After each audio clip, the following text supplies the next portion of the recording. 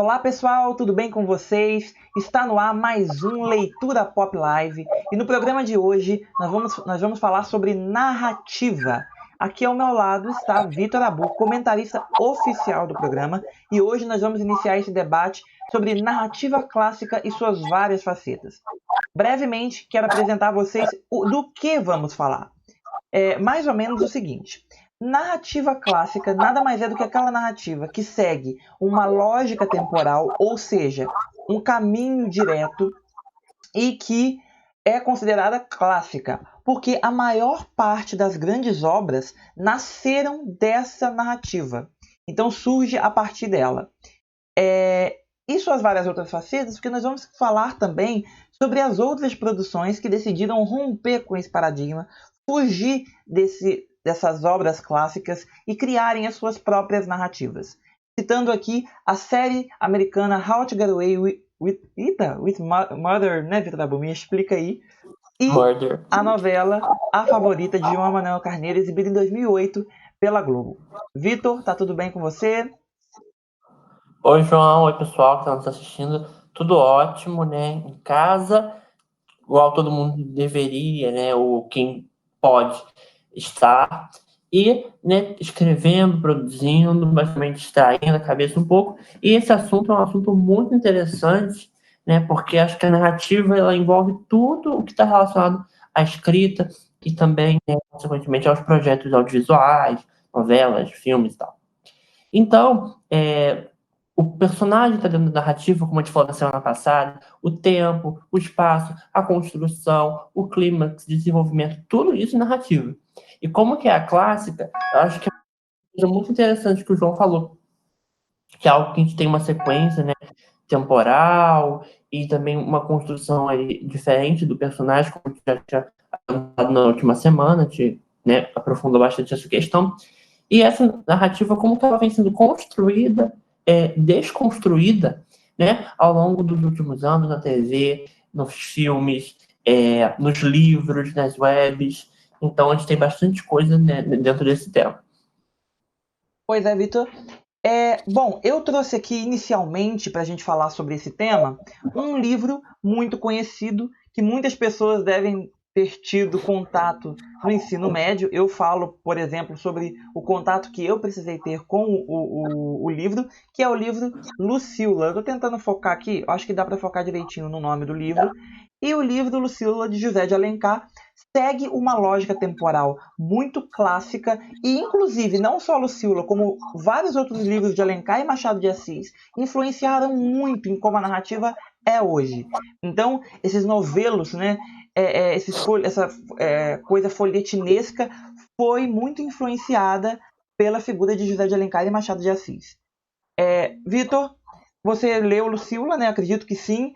Você consegue identificar as semelhanças entre o nosso modelo narrativo clássico hoje com os livros de José de Alencar e de Machado de Assis? Então, João, com certeza. Né, falando um pouco mais do Alencar, o Alencar ele tem uma escrita principalmente, de uma maneira geral, uma escrita muito diversa, porque a obra dele dividida em algumas características, algumas fases. Então, ele tem os romances indianistas, que são os que trabalham a questão da natureza e da figura do indígena, como Iracema, Guarani. E também tem aqueles romances que são os romances urbanos, né? Senhora, Lucila, Cinco Minutos, A Viuvinha, Diva. Então, são obras que essas urbanas, que são muito próximas realmente do folhetim, né? Na verdade, eram folhetins. Então, para quem não sabe, folhetim, eles eram publicados nos jornais, né? Eram os capítulos, não todo dia ou toda semana, não, acho que era toda semana. Saíam capítulos e a pessoa ia lendo. Geralmente as mulheres, então tem essa relação da mulher com a novela é bem anterior, né? E as mulheres que na época não podiam trabalhar, muitas vezes não estudavam, né? Tipo, faculdade e tal, liam, ficavam lendo em casa esses folhetins. Por isso que eles têm toda uma questão próxima daquele ideal da mulher, então não eram obras muito desconstruídas, né, também pela época, eram obras que colocavam a mulher naquele papel. Então era justamente esse tipo de construção. Isso influenciou muito, né, as nossas novelas, tanto que as primeiras novelas da Globo, né, as das 6, eram adaptações de livros.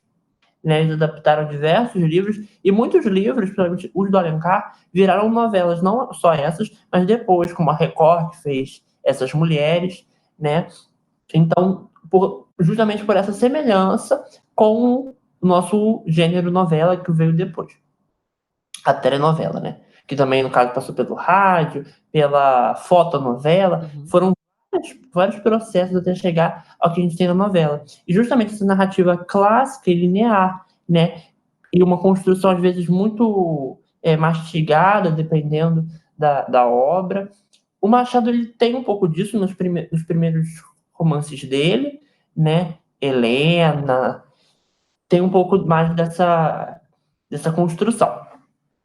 Depois, a grande ruptura machadiana é Memórias Póstumas de Brás Cubas, né? Porque a gente tem aí um narrador que é o morto. Então, assim, um cara que está narrando morreu.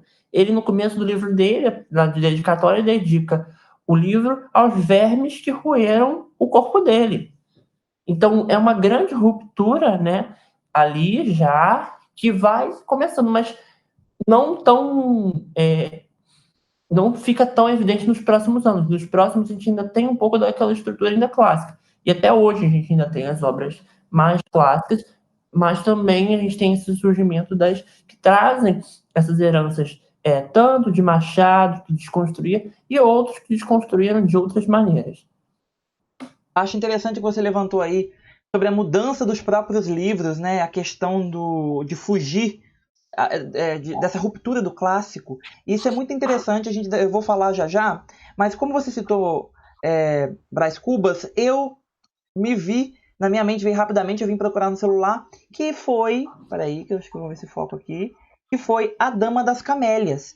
Né? Para quem leu A Dama das Camélias, ela foi escrita pelo escritor francês Alexandre Dumas Filho, amo, e publicada pela primeira vez em 1848. Eu não sei se o Vitor chegou a ler, eu sei que muito tempo atrás eu cheguei a recomendar ao Vitor que ele lesse.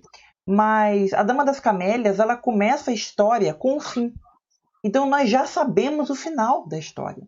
Nós já sabemos que a Dama das Camélias morre no final do livro, porque no início já está bem claro que ela morre. Então a gente também sabe da solidão do personagem masculino principal e toda aquela situação. E o que nos leva a acompanhar o livro, que fez o livro se tornar um clássico, por isso que daqui a pouco eu vou falar sobre essa transição, é justamente o como acontece. Eu acho que a dramaturgia, aos poucos, pegou de Dama das Camélias. E aí eu vou explicar sobre essa situação. Sobre a seguinte situação, Vitor. Nós temos livros clássicos do período em que eles já se concretizaram, já se imortalizaram e já se tornaram patrimônios nacionais. Então você tem hoje Lucília, que é um livro clássico. Mas eu acredito que em algum momento aí da história, Lucília e as outras obras de Alencar eram a revolução, a mudança na estrutura narrativa. Né? Eu acho que tem muito dessa questão. E aí, a gente está sempre nessa questão de quando a gente pega o clássico, que vira clássico hoje, mas que antigamente não era, imortaliza ele e transforma ele nesse clássico, que é o caso de Brás Cubas. Hoje, Memórias Póstumas de Brás Cubas é considerado uma narrativa clássica, porque a partir dali a gente começou a se aproximar da narrativa de Brás Cubas em algumas histórias, né? E aí com isso você segue até determinado momento onde aquilo, por ter muitas produções que seguiram aquela narrativa, se tornaram clássicas.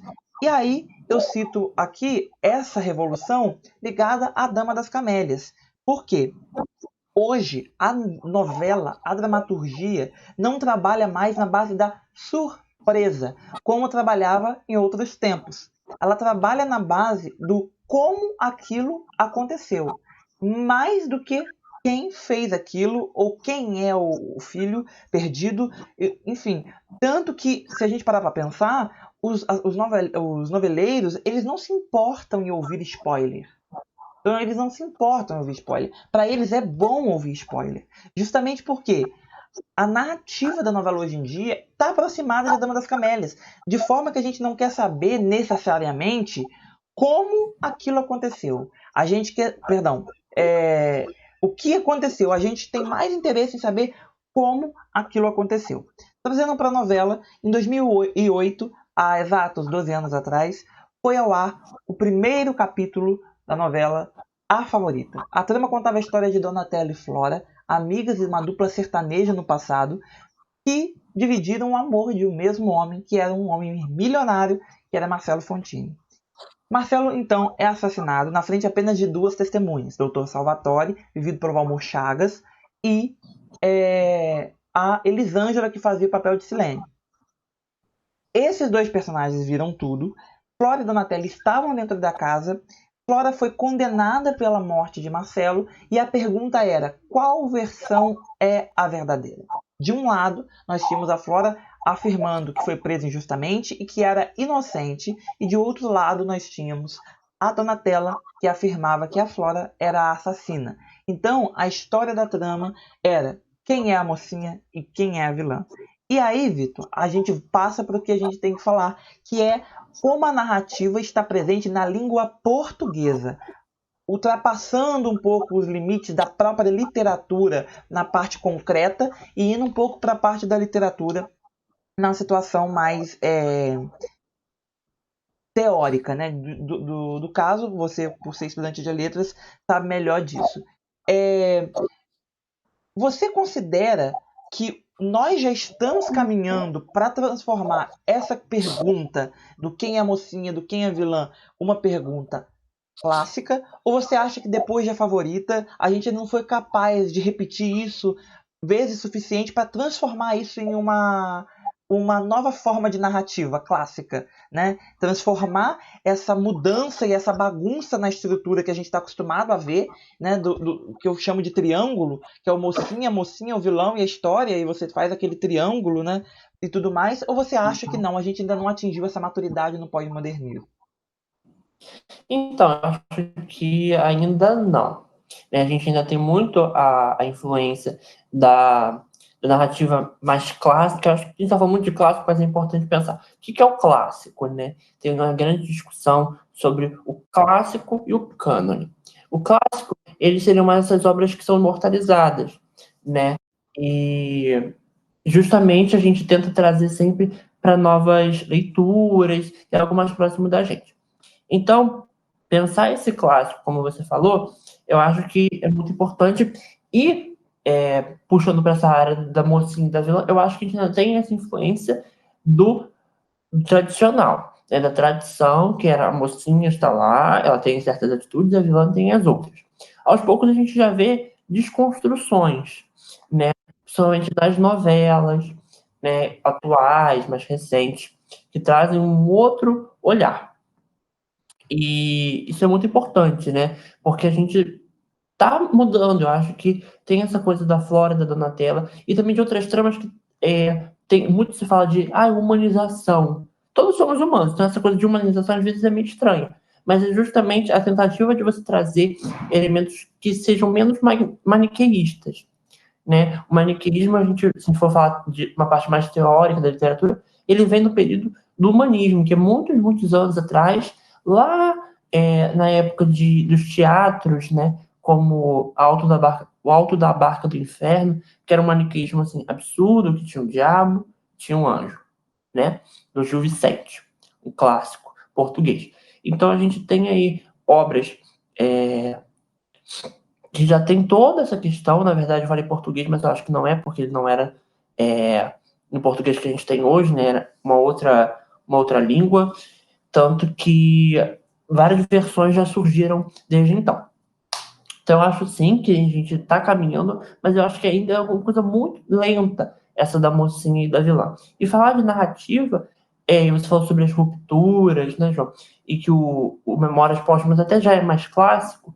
Eu acho que sim, é uma obra clássica, mas a narrativa dele, eu acho que ela ainda desconstrói, porque a gente também tem que analisar ele no período em que ele foi publicado, né? Então, igual o Dom Quixote, que é uma das obras mais clássicas da literatura mundial, do espanhol Cervantes, e na época aquilo ali foi, assim, uma grande desconstrução, porque você tinha as novelas de cavalaria, e aquele cara lá é um cara que tem nada a ver com o perfil, e o romance em si, né, a obra em si, é totalmente diferente daquelas outras. Então, a gente tem períodos de desconstrução, de rupturas, como tivemos Don Quixote, como tivemos o Memórias Póstumas, como tivemos a Semana de Arte Moderna.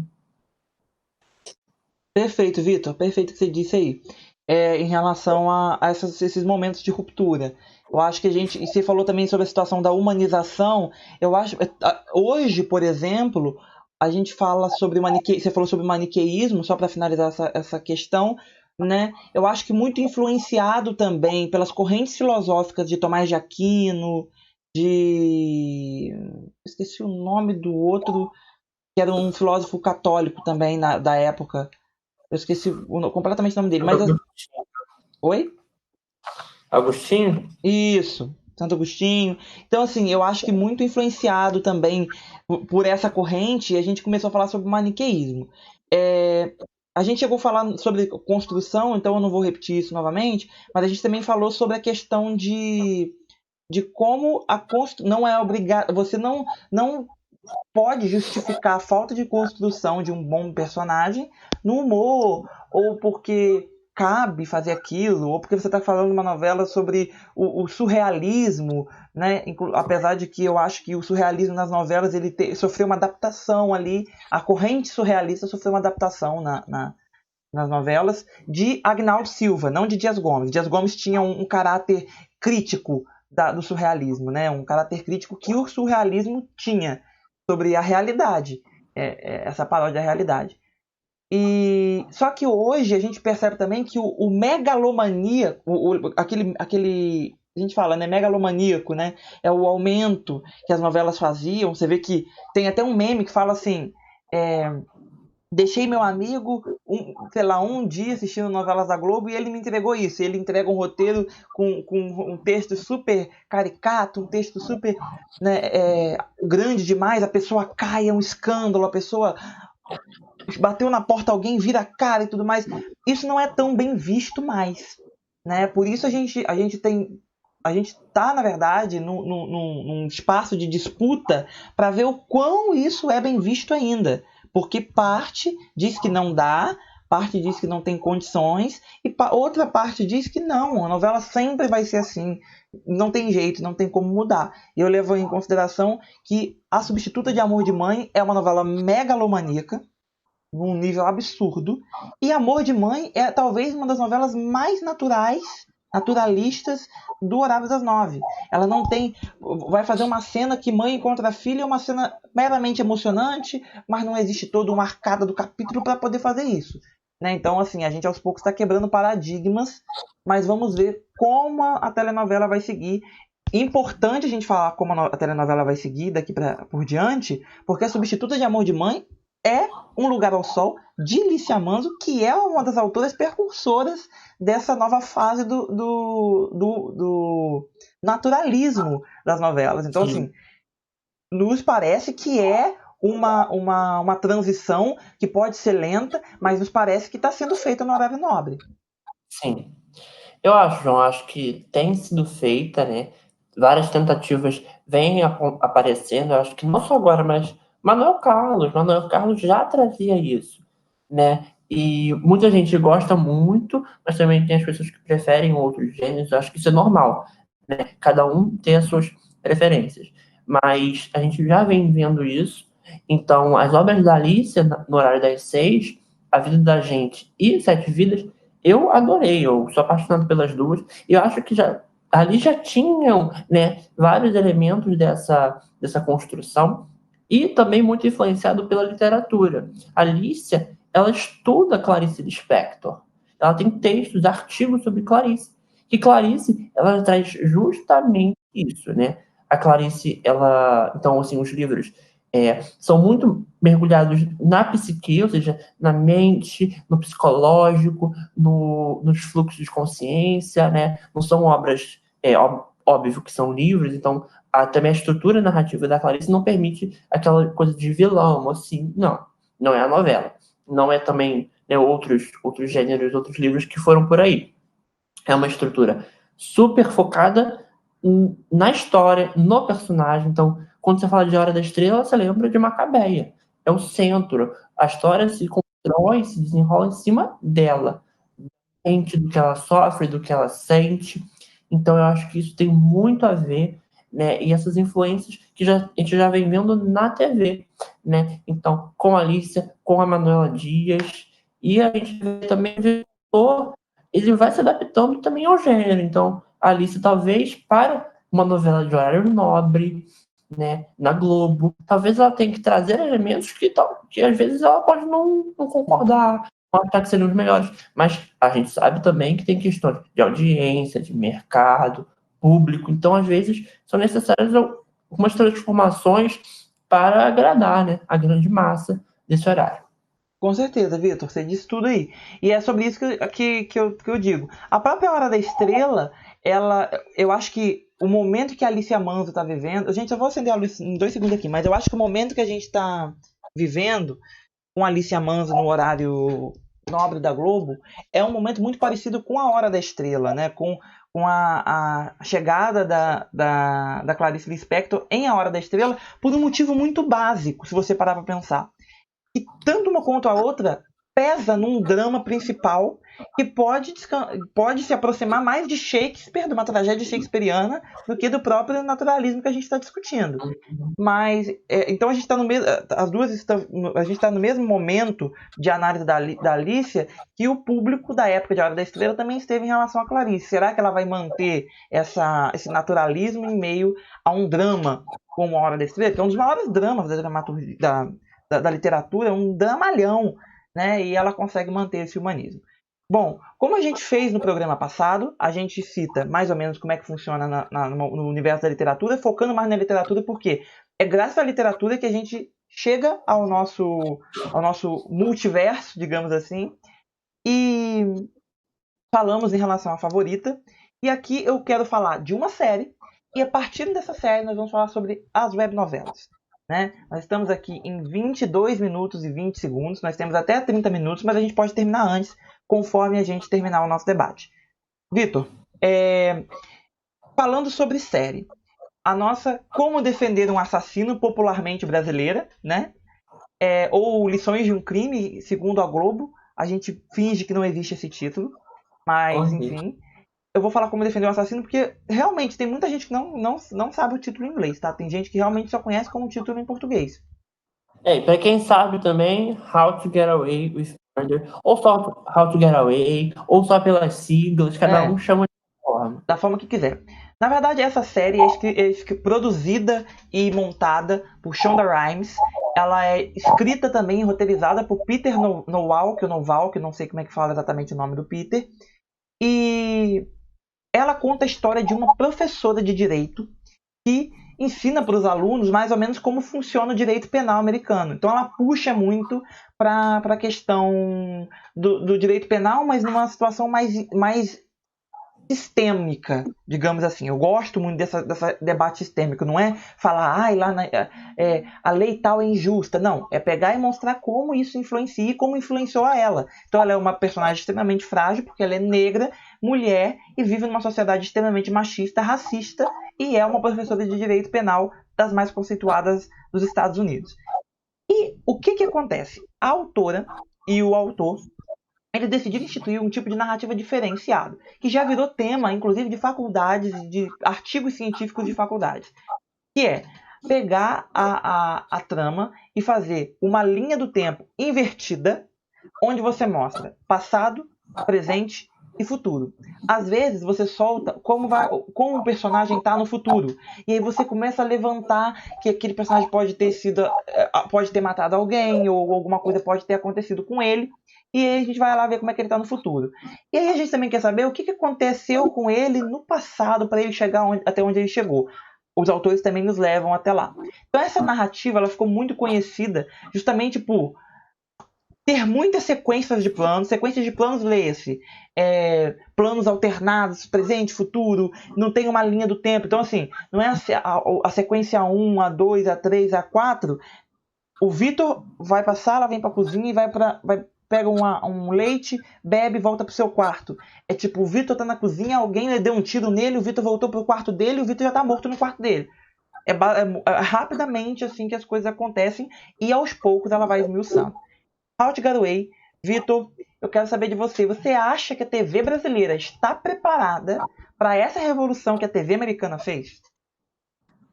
Então, primeiro eu queria só, mais uma vez, recomendar, né, essa série, porque maravilhosa, perfeita, acho que não só na construção, mas muita gente às vezes fala, esses dois, assim, ou pensa, né, Vitor e João fica falando toda hora de narrativa, construção, mas, sabe, como se fosse uma coisa muito distante. Mas também a série, ela traz entretenimento, ela diverte, deixa fixo nela, né, fica interessado, vidrado. Eu acho que ela tem de tudo, né, ao que ela se propõe.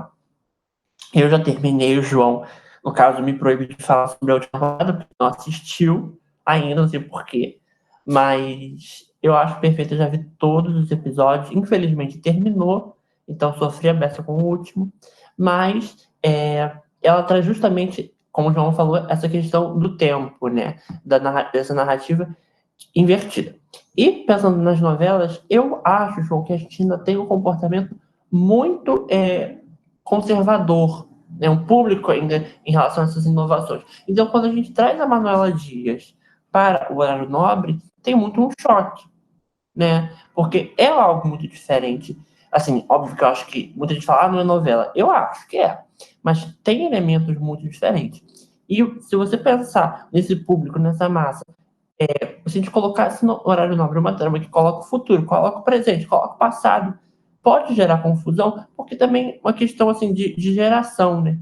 Os meus pais uma vez estavam vendo um filme que fazia essa brincadeira, não vou lembrar o nome, mas jogava o futuro, o presente, e falava, que não sei o que está acontecendo, sabe? Porque às vezes pelo costume da pessoa de ver aquela trama, uma trama linear, quando joga ou quando assiste uma trama que é totalmente diferente, ou às vezes séries que tem muito flashback, que também não é algo muito atual, né? Flashback é de tempo, mas tem filmes, séries que investem bastante nisso, né? The Handmaid's Tale, que tem no Globoplay, né? O Conto da Aia, tem muito flashback.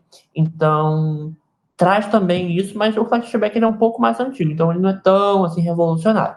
Mas muita gente já tem essa coisa de confuso, de achar confuso. E tudo bem, né? Eu acho que cada um se adapta e assiste o seu estilo. Mas eu acho que para a televisão brasileira ainda tem um conservadorismo nessa questão da narração e desse contar, né? De como contar. Com certeza, eu também acho isso. Acho que a gente ainda tem alguns problemas quanto a isso, de como, quando contar, de como montar, enfim, a gente tem um conservadorismo em relação a essa situação. Né? Quanto a Manuela Dias, apesar dos erros, né, Amor de Mãe tem erros deflagrados de um autor iniciante. Né? E essa é a grande questão, os erros dela são amadores em Amor de Mãe, né? Porque são erros de autor iniciante, no horário das 9. Mas eu percebo que ela tenta dar força ao texto, né? E por isso ela consegue se salvar muitas vezes, e a naturalidade também da direção ajuda. Então você pode não gostar, mas a novela não vai ser um fracasso de crítica completamente, justamente por apostar num texto muito bom. O texto de Amor de Mãe é um dos textos mais naturais que existem. Uma direção de atores muito boa. Você vê os detalhes da personagem Lourdes, da Regina Casé, o nariz, escorre coisa no nariz, ela faz assim, ela passa a mão no cabelo, enfim, os detalhes que ela apresenta, as expressões corporais, então assim, muito bem feito, muito bem organizado.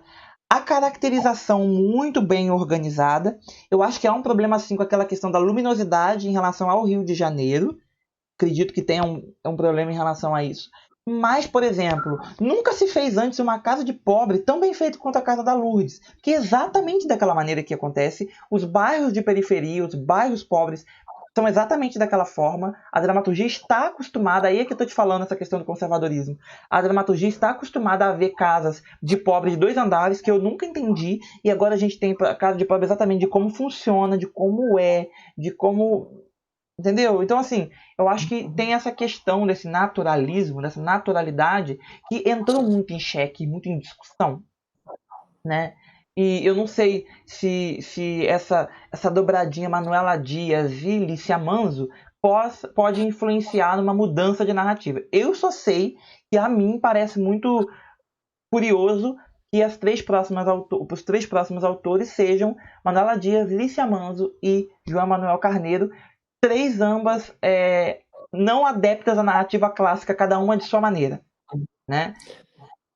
Eu acho, João, que também pode, a gente não sabe, acho que é muito previsível, mas dependendo de como o público receba essas narrativas, a Globo pode também meter um Valseiro ali no meio, já fez, né, em outros momentos. Acho que tem gente que gosta, e para mim tudo bem, pode gostar, mas eu, Vitor, ainda tenho críticas e continuo em relação a esse estilo muito mastigado, que faz duvida às vezes da capacidade do leitor, que faz de serviço, mas óbvio que dependendo da proposta, como o Etamundo Bom, que é do mesmo autor, eu acho maravilhosa.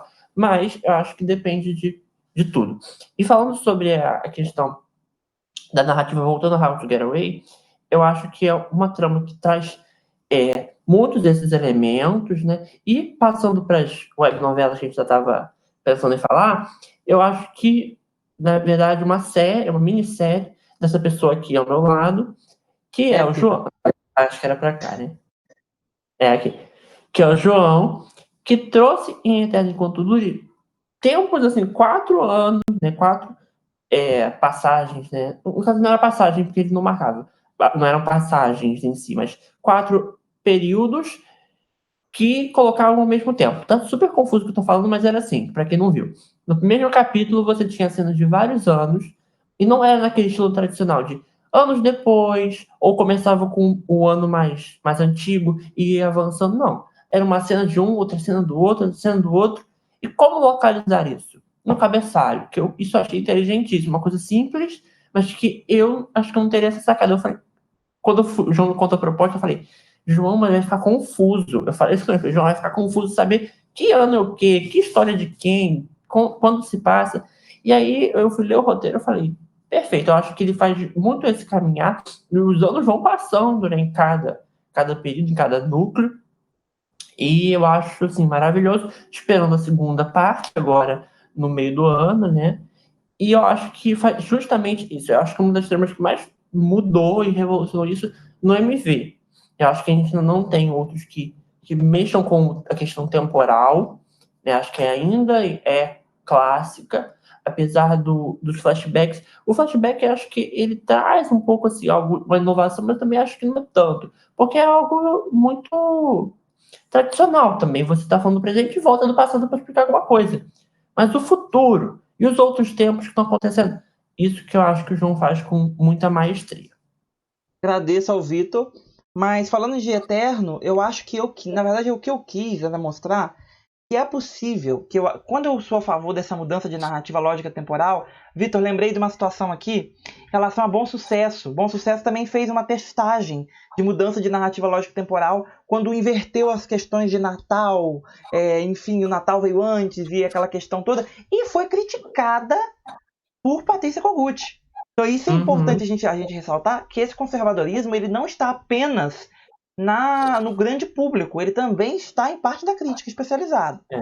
E voltando à questão de Eterno, eu quis mostrar o seguinte, é possível sim você contar a história de Lucila numa narrativa diferente. É possível você contar a história de Bentinho e Capitu, Dom Casmurro, numa narrativa diferente, apesar que já tem. Mas é possível você contar. É possível sim você fazer o reboot e dar certo. Mas é importante que você entenda o seguinte: a história precisa ser clara. A sua narrativa, ela apenas vai te mostrar a forma que você quer contar aquela história. Mas ela precisa ser clara. Então, por exemplo, eu tinha uma vilãzinha muito bem organizada que dava para perceber que era a Lourdes. O Everton elogia muito a Lourdes, inclusive. Eu tinha casais muito bem, assim, eu delimitei bastante o limite dos casais, e talvez a parte mais psicológica da trama, de fato, seja a relação com a Lívia, que é a grande protagonista da história, que é a psicóloga. Então, assim, a Lívia tem questões pessoais que ultrapassam um pouco a a estrutura clássica, né? Ela tem questões com filho e questões pessoais, e ela é uma mulher de 36 anos, mas com uma mente perdida, né? E aí ela, ao mesmo tempo que ela é mais velha que o filho, obviamente, ela também tem os seus problemas, assim como o seu filho tem problemas, enfim. Eu acho que é isso. Mas Eterno Enquanto Dura é uma minissérie que deu uma boa audiência, eu consegui, graças a Deus, essa boa audiência, mas eu acho que nas webnovelas a gente precisa apostar mais. Eu sinto ainda que nós temos vontade de fazer isso, mas poucas foram as pessoas que tiveram coragem. Não me vem à mente, por exemplo, uma novela que tenha apostado do início ao fim nessa narrativa. Quero lembrar aqui que JP, eu não sei como é que fala sobre o nome dele, acho que não sei se é Tusset, não sei, mas o JP, eu acho que hoje ele assina JP, da Web TV, que escreveu Maniac aqui pra gente. O JP apresentou há um tempo atrás uma sinopse de webnovela que falaria sobre canibalismo. Ah, mas eu lembrei de uma situação aqui em relação ao Mega Pro, que falava sobre canibalismo, né? Que eu acho muito interessante. E, entretanto, não foi lá. Então, pelo que eu conheço o JP, ele apresentaria uma narrativa diferenciada. Seria uma novela com uma narrativa diferenciada. Pelo que eu conheço o JP, seria. Mas acabou não indo ao ar. E a novela que da última vez tentou fazer essa mudança, essa transferência de narrativa, fazer isso tudo, foi a novela Juízo Final, do Edgley. Durante o capítulo 18, ele decidiu fazer um capítulo especial com essa mudança lógica narrativa, onde ele fez uma sequência de planos, tinha o Marcos, era o narrador personagem, eu acho que era o Marcos, era o narrador personagem do capítulo, deu muito certo, e o capítulo 18 virou uma referência narrativa. Então, assim, eu acho que a minha resposta e meu pedido para os autores de novela no MV é: a TV ainda não atingiu essa proeza de permitir novas narrativas, mas eu acho que é importante que nós aqui possamos apostar em novas narrativas de fato. O público jovem anseia por isso, então a gente precisa apostar mais em narrativas diferenciadas. Sim, eu acho que isso é necessário, né? Eu acho que a minha narrativa, acho que é muito mais daquela da tradicional, mas óbvio que a gente vai também, eu acho que se a pessoa quiser fazer aquela tradicional, tudo bem, mas eu acho que é importante que as mudanças sejam feitas e também que o estilo da pessoa fique marcado, porque às vezes a pessoa, vou fazer uma coisa humanizada porque tá na moda. E aí, na verdade, quando vai fazer, faz um negócio que é justamente o contrário, fala que é humanizado, só que a proposta não é seguida, faz um pastelão, faz coisas estereotipadas. Então, acho que tem que ter muito cuidado. Eu falo muito da proposta. Você se propõe a fazer isso. Eu, por exemplo, em Dias Melhores, não fiz propaganda de que era uma trama humanizada, que era uma trama, né? Era uma novela estilo de comédia romântica. Talvez pudessem ter elementos que a pessoa, poxa, esse personagem aqui é assim, é mais humanizado. Outro é assado. Pode até ser, mas eu acho que, no geral, a proposta não era exatamente essa. Mas eu também penso em outras maneiras, não vou ficar preso à mesma, né? Então, na próxima, eu acho que já vai ter uma grande mudança. E eu pego um livro aqui para comentar, mas vou só rapidamente citar, né, que é o Caixa de Pássaros, que lançou o filme, fez super sucesso. Eu li esse livro muito antes do filme, aí depois fiquei sabendo que ia lançar o filme. E é muito bom. Eu acho que ele traz justamente a coisa do passado e do presente, não é marcado, né? Então, muita gente pode achar confuso, mas eu gosto, eu acho que é uma narrativa muito interessante desse filme, desse livro. No filme já é diferente, eles fizeram algo mais tradicional. Mas eu acho que é algo que a gente vai crescendo. E também que a gente fique atento sempre a essas mudanças, né, João? Com certeza. Bom, gente, estamos praticamente estourando tempo. Eu citei Lucila aqui para falar sobre uma narrativa clássica. O Vitor citou o Bird Box, do povo brasileiro, Caixa de Pássaros, para falar sobre a narrativa diferenciada. Quero agradecer mais uma vez você que nos acompanha. Agradecer ao Vitor por estar presente aqui com a gente hoje. É muito importante. Os debates são sempre muito interessantes. E a coisa que eu deixo para vocês é: vamos dar valor às narrativas diferenciadas, às séries. Não citamos aqui, mas também temos a série Dark da Netflix, né? Enfim, outras produções que também são ousadíssimas e que eu acho que merecem atenção. Quanto ao horário das 9 da Globo, vamos esperar, porque tudo indica pelos próximos 3 autores que teremos autores com uma narrativa diferenciada. O público vai aceitar isso? A gente também precisa ver se os autores vão conseguir escrever bem, porque a gente também não pode esquecer que, por exemplo, A Regra do Jogo não deu certo, foi uma narrativa ousada, mas tinha problemas de história. Então, também a gente não pode culpar a narrativa pelo afastamento do público. Então a gente também tem que analisar isso e ver se realmente o público vai se interessar pelas próximas novelas das 9. Quero agradecer então a vocês, agradecer ao Vitor, mandar um abração para vocês e até o domingo que vem com mais um Leitura Pop Live aqui no Mega Pro. Um beijo para todos vocês e durante a semana a gente fala qual vai ser o próximo tema. Beijos, até lá. Tchau, tchau.